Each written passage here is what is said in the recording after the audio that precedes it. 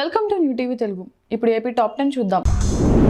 బంగ్లాదేశ్ చెరలో చిక్కుకున్న విశాఖ, విజయనగరం జిల్లాలకు చెందిన 9 మంది మత్స్యకారులు విశాఖ షిప్పింగ్ హార్బర్కు చేరుకున్నారు.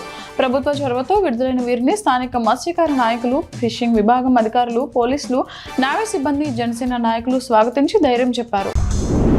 మాజీ ఎమ్మెల్యే ప్రసన్న కుమార్ రెడ్డి ముఖ్యమంత్రి చంద్రబాబు నాయుడుపై చేసిన వ్యాఖ్యలపై తెలుగుదేశం పార్టీ నాయకులు ఆగ్రహం వ్యక్తం చేశారు.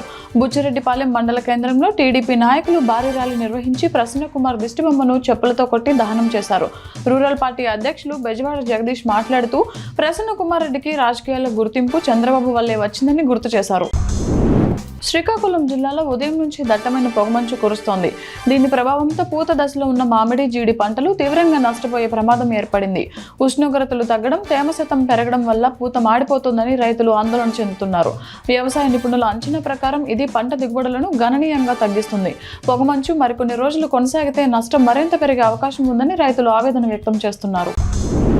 మండల కేంద్రం అగలి బస్టాండ్లో స్థానిక టీడీపీ నాయకులు మంత్రి అంబటి రాంబాబు ముఖ్యమంత్రి చంద్రబాబు తల్లిపై చేసిన అనుచిత వ్యాఖ్యలకు నిరసన తెలిపారు. ఈ సందర్భంగా ఆయన దిష్టిబొమ్మను దహనం చేసి అనంతరం పోలీస్ స్టేషన్లో ఫిర్యాదు చేశారు. ఈ కార్యక్రమంలో జెడ్పీటీసీ ఉమేష్, సింగిల్ విండో అధ్యక్షులు కుమారస్వామి, కన్వీనర్ తిప్పేస్వామి, డైరెక్టర్లు కెంచు, శివరాం, ఆర్గనైజేషన్ సెక్రటరీ శ్రీనివాసులు పాల్గొన్నారు.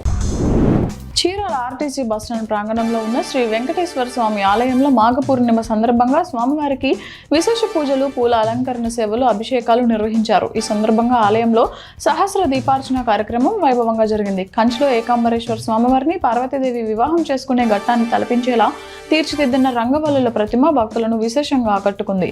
ఈ కార్యక్రమంలో ఆలయ అర్చక స్వాములు, శ్రీవారి సేవకులు పాల్గొన్నారు.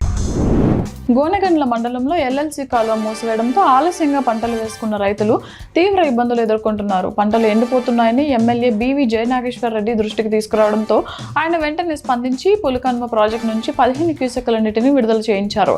రైతుల సంక్షేమమే తమ ప్రధాన ధ్యేయమని, వారి సమస్యలను తీర్చడానికి నిరంతరం కృషి చేస్తామని ఎమ్మెల్యే బివి తెలిపారు. ఈ నీటి విడుదల 86 కాలువకు చేరుకుంది. మార్కాపురం వైసీపీ ఇన్ఛార్జ్ అన్న వెంకటరాంబాబు మార్కాపురం నియోజకవర్గంలో జరిగిన కార్యకర్తల సమావేశంలో మాట్లాడుతూ రాజకీయ లబ్ధి కోసమే కూటమి నాయకులు దాడులకు పాల్పడుతున్నారని ఆరోపించారు. అంబటి రాంబాబు అరెస్టులను ఖండిస్తూ ఇది అక్రమ అరెస్టు అని అన్నారు. తిరుమల లడ్డు ప్రసాదంపై ఆరోపణలు చేస్తూ భక్తుల మనోభావాలు దెబ్బతీస్తున్నారని ఆయన పేర్కొన్నారు. నేటి తరం విద్యార్థినులు బాల్య వివాహాల పట్ల అవగాహన పరుచుకోవడం అవసరమని శక్తి టీం హెచ్సి ఎం గిరిధర్, మహిళా పీసీ యమున తెలిపారు. కోటబొమ్మాలి మండలం సీతారాంపురం హైస్కూల్లో విద్యార్థులకు అవగాహన సదస్సు నిర్వహించారు. బాల్య వివాహాలతో వచ్చే నష్టాలను, ఆపద సమయంలో శక్తి యాప్ ఎలా తోడ్పడుతుందో వివరించారు. సెల్ ఫోన్ ఉన్న ప్రతి ఒక్కరూ ఈ యాప్ను డౌన్లోడ్ చేసుకోవాలని సూచించారు. ఏలూరు పట్టణంలోని పడమర వీధిలో గంగమ్మ తల్లి కోరల బండి ఊరేగింపు వేడుకలు ఘనంగా ప్రారంభమయ్యాయి. వేలాదిగా తరలివచ్చే భక్తులకు ఎటువంటి అసౌకర్యం కలగకుండా జిల్లా ఎస్పీ కె ప్రతాప్ శివకిషోర్ ఆదేశాల మేరకు పోలీస్ శాఖ కట్టుదిట్టమైన ఏర్పాట్లు చేసింది. ఎటువంటి అవాంఛనీయ సంఘటనలు జరగకుండా ప్రజల భద్రతను దృష్టిలో ఉంచుకొని భారీగా పోలీస్ బలగాలను మోహరించారు.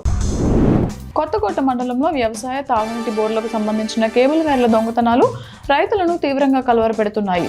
ముద్దలదొడ్డి నుంచి కనకలతోపు మార్గంలో ఉన్న బోర్ల కేబుల్ వైర్లను దొంగలు కోసుకొని వెళ్లారు. దీంతో సాగునీటి సరఫరా నిలిచిపోయిందని రైతులు వాపోతున్నారు. గత డిసెంబర్లో తంబళ్లపల్లె మండలంలో కూడా ఇలాంటి దొంగతనాలు జరిగినట్లు రైతులు తెలిపారు.